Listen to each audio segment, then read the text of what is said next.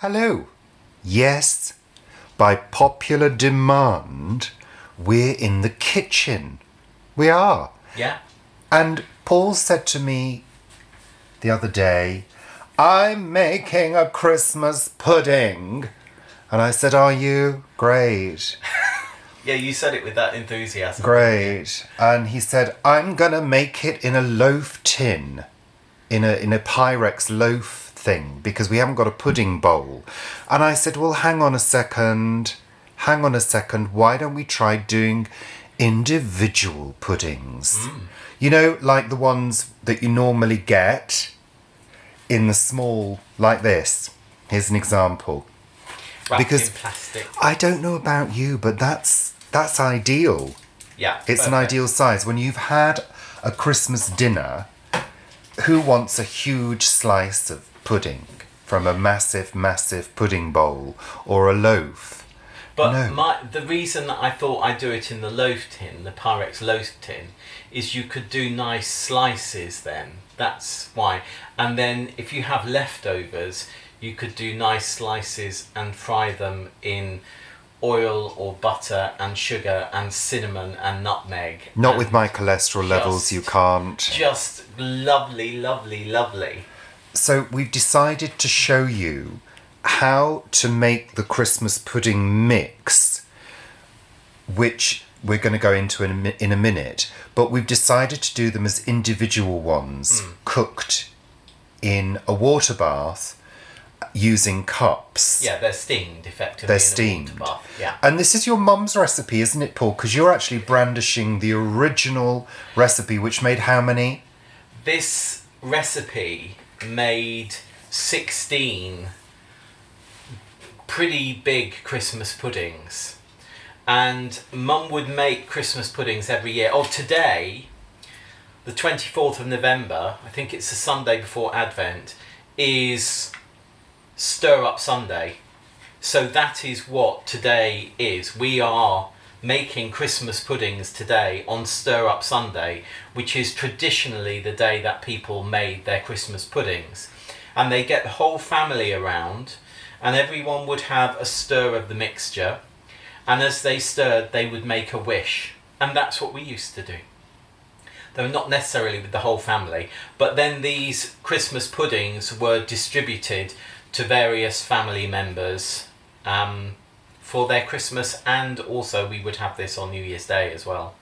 So this is Mum's original recipe, which starts off using, it's 3 pounds of plain flour, it's 4 pounds of sultanas, 4 pounds of currants, and it's huge, absolutely huge. So we're doing this, and it's just going to be for individual Christmas puddings. But we scaled this way down, and I think looking at the ingredients here, we've most probably got enough to make, I would have thought, 12 individual Christmas puddings. So We'll see. what do we do with the mixture if we've got mixture left over? You can freeze the mixture, or you could make all of your Christmas puddings, so 12 Christmas puddings, and then freeze them. Or you could make a larger Christmas pudding in a pudding bowl, which would take longer to actually steam than we're going to be steaming these. And let's just say now, as we go through the ingredients, we're not going to give amounts. We're going to type up the recipe, Yeah. and we're going to share that on the description box for this video. We're also going to share it on Facebook and our Facebook group, Planet Vegetarian. That's a Facebook group by Richard and Paul. Richard and Paul since 2017. That's contractual. So, the first thing we're going to talk about is how they're going to be cooked and what you need to cook them in. So, Paul, this is the saucepan that we're using to cook the puddings in, and essentially it's going to be a water bath, and Yeah. the water is going to come sort of halfway up the cup, Yeah. isn't it? And then we'll top it up as it steams, just to make sure. These are teacups, our Denby teacups, or some Denby teacups we've got. You need to make sure that your teacups are oven proof, or Absolutely. whatever you're using is oven proof, because this is going to be going over a flame. However, we're going to be putting a old tea towel, a clean old tea towel, into the base underneath these teacups to diffuse the heat a bit, and obviously this will be sopping wet because it will be within the water. Once we fill these up, each teacup is going to be covered with a greaseproof disc, and then we're going to use a rubber band to hold that in place. If you wanted to use string to hold it in place, you could do that. And then lastly, tight fitting lid. Needs to be able to allow the steam out, but it needs to be a tight fitting lid so that everything steams nicely inside. And also the other thing to say about these discs, if you want to show one of the ones that's been scrunched up, what you do is you scrunch them up before you use them, which makes A, them easier to mould around the cup, and B, allows for a little bit of expansion as well. So there you go, that's how we're going to be cooking, and we'll see that a little bit later on. If you were going to be doing this in a traditional like Pyrex pudding basin, they do actually have a rim around the top, so it's a bit easier to tie string under the rim. These don't actually have a rim. So Paul, that's quite a large mixing bowl you've got there. It is, but we've got a lot of ingredients here, so you do need a large bowl. We're also using a wooden spoon, because of course traditionally you would use a wooden spoon. Then our ingredients are vegetarian suet, ground mixed spice, chopped almonds, soft brown sugar, plain flour, we're using rye flour to give it an extra nutty taste, ground almonds, and breadcrumbs, mixed fruit, chopped prunes, glace cherries that have been halved, grated apple, grated carrot, an egg, the rind of a lemon, black treacle, rum and stout. Now Paul, if we were making this into vegan recipe and we weren't using egg, what would be the alternative?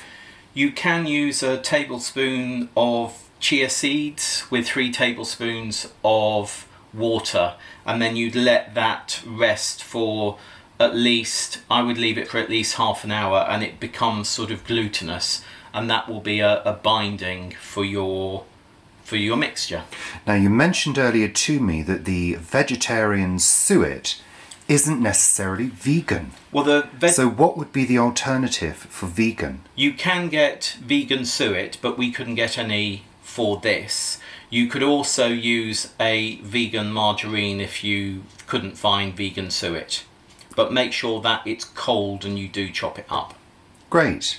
So does it matter the order of the ingredients going into the bowl? No, because it's all stirred together. You don't have to cream anything, you just put it all in together. Okay, so in with the ingredients.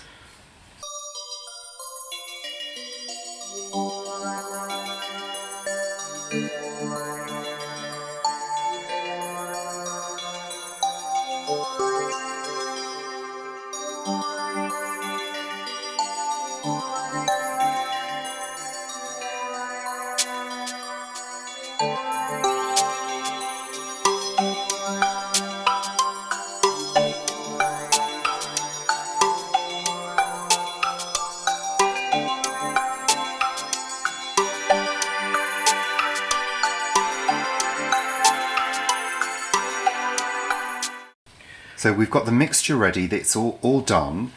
So we've got to prepare the cups, and you're going to use a little bit of olive oil in each one, yeah? Unless we're going to put some olive oil into a couple.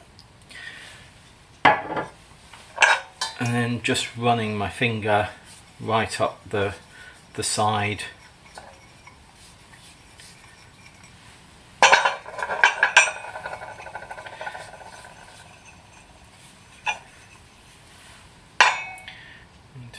Put some of that one in there.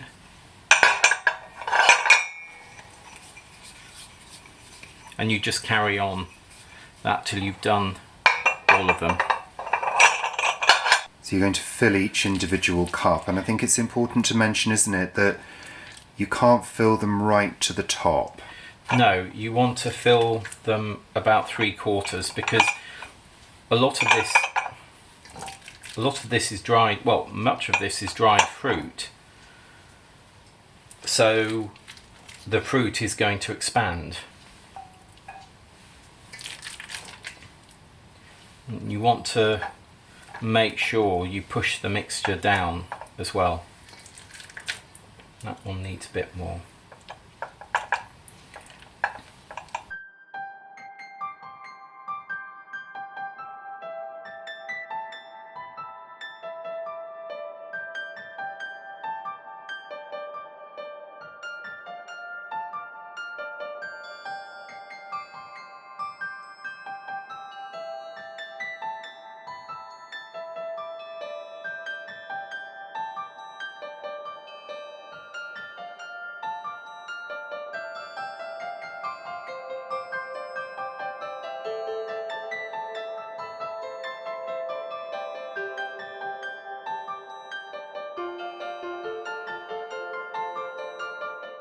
So here's how to secure the paper discs over each individual pudding. You've got the paper discs, we've already scrunched them up so they're a little bit more pliable and easier to work with. So Paul is going to put one on top,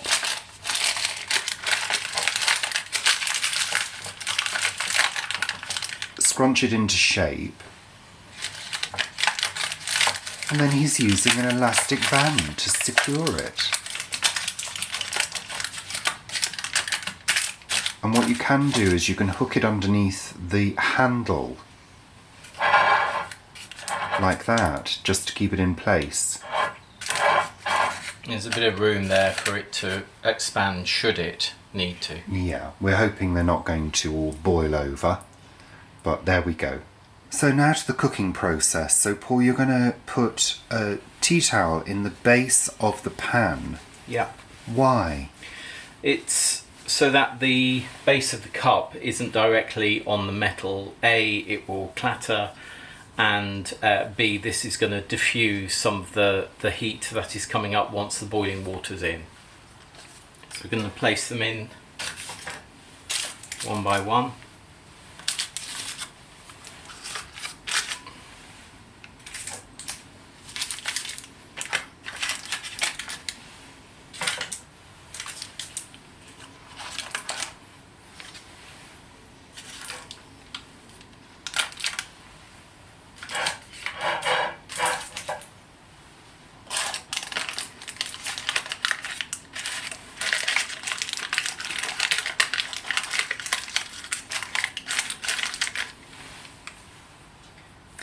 Now, just to mention, it can be a little bit fiddly with the elastic bands, so make sure you've got elastic bands that are quite tight. Yeah. Because otherwise they will ping around. So you're slowly pouring in some boiling water, Paul, from the kettle. Yeah. Very slowly. And you're going sort of to approximately halfway up the cup. Yeah. Obviously at this point the heat is not on underneath the pan. You want the water to go in first before you start everything simmering.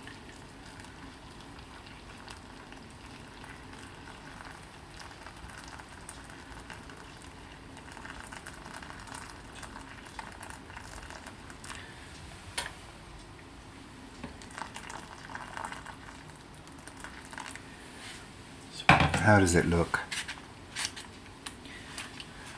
Yeah. Good. Okay. So now we're going to turn the heat on and bring it up to a boil, but once it's on the boil we're then going to turn it down to a simmer and put the lid on. So how long do you anticipate these should take? These individual ones we'll steam them for an hour. So we'll steam them for an hour and then we're going to have a look and see. Yeah. Okay. So I'm just going to put the lid on actually now because it'll come up to a boil quicker, and then down to a simmer for an hour. and then we'll see how they do.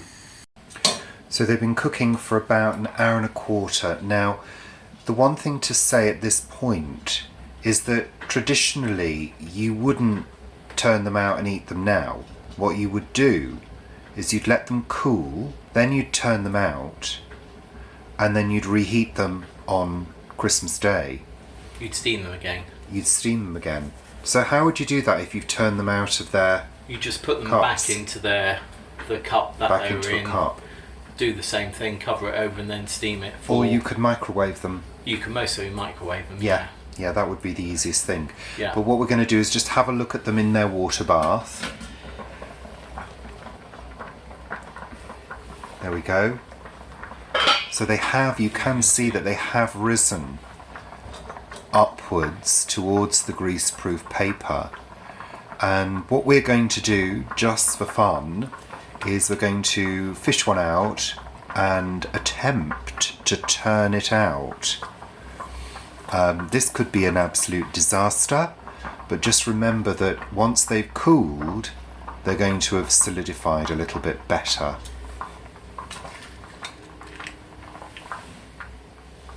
Obviously being extremely careful. Okay, so let's have a little look. It looks like a pudding. Looks sort of caramel coloured, and we're going to sort of try and ease it. How does it feel?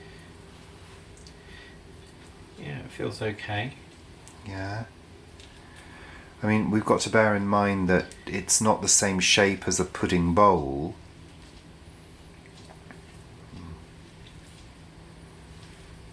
It could, it could collapse, people. It could completely collapse. Whoa! Woohoo! There we are. Excellent, Paul. Oh my goodness me, that's absolutely beautiful. Wow. But just again, what we're going to do with the rest is we're going to let them just take them out of the water and let them go cold, and then we're going to take them out and store them. Oh, yeah, there we are. That looks absolutely fantastic, everybody. Can you see that? That little beauty? What a little beauty. Oh my God. That's gorgeous. Absolutely gorgeous.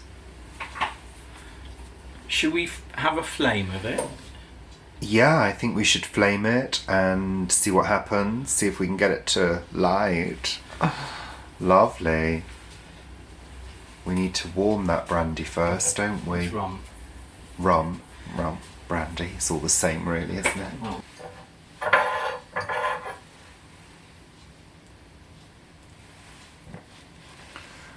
Woo! Look at that. Oh, that's fantastic. Beautiful. So we're going to try it. We're going to try the Christmas pudding and see what it's like. Might be horrible. It used to be absolutely lovely. Well, it's not matured, No, like it's we not just matured. said. So, No. you know, this is fresh. Well, it's nice. Oh, Paul, it's a lovely texture. Show that to the viewers. Lift the pudding. No, lift the pudding. The actual pudding. The texture. I hope you can see that. I'm not sure you can. But let's open it up. Oh, it's lovely. There we are. All that brandy. Rum. Brandy. Whatever. I'm going to eat it now. Go on, eat it. I'm going to be drunk after this. Oh, that takes me back.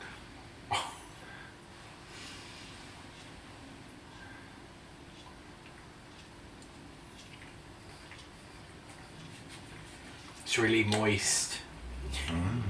It's lovely. Can you put it down? Oh, it's lovely. You see, to me, that could be just eaten like that. Fresh. And hot and alcoholic. God, that's lovely. Oh my God, you've got to make this. You've got to make this. It's lovely. Mmm. Mmm. Mmm. It's making me quite emotional. Why is it making you emotional? It's a bloody pudding. Is it 'Cause taking you back to your childhood? Yeah. When you Yeah. ate loads of puddings? After your mum had just made them? Huh? No, but it does. It takes you back to Christmas of old. Yeah, lovely. It's really, really good, and it's so alcoholic. Is that a big enough piece for you? It's just a small piece. Oh. Mmm. Mmm. Mmm. Mmm. Mmm. Mmm. I haven't made this ever without Mum. So there we are. Well, as they say up north, it's bloody lovely. Oh. That is bloody lovely. And look at the cherries. Oh, the cherries are so juicy. Big chunks of cherries. And the prunes keep it really moist. And keep you regular. And keep you regular, yeah.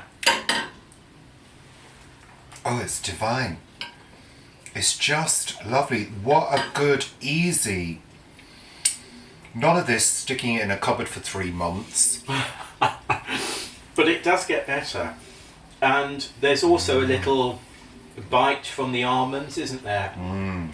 So the chopped up almonds are just, they give it a little bit of different texture. It's absolutely bloody gorgeous. I can't stop saying it. You know that. It's like a lovely fruity cake of gorgeousness. Yeah, that's fab. You finish up. So,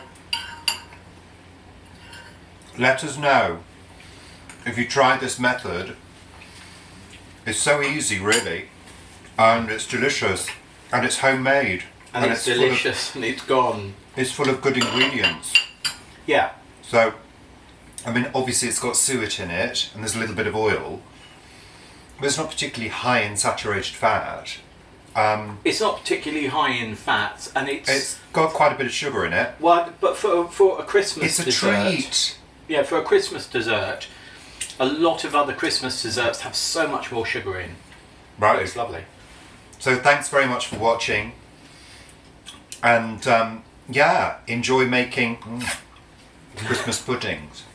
And thank you, Mum, for the recipe, Thanks, Mary. It's lovely. which we've scaled down, as we said, quite significantly. Fantastic. And well done, Paul. That was excellent. And in fact, there was enough to make 8, so we've got a mixture for another 2, which we've popped in the freezer, and we'll do that another time. But yeah. So that the mixture that will be below makes 8 of these. So bye for now. Thanks for watching. Bye. Bye.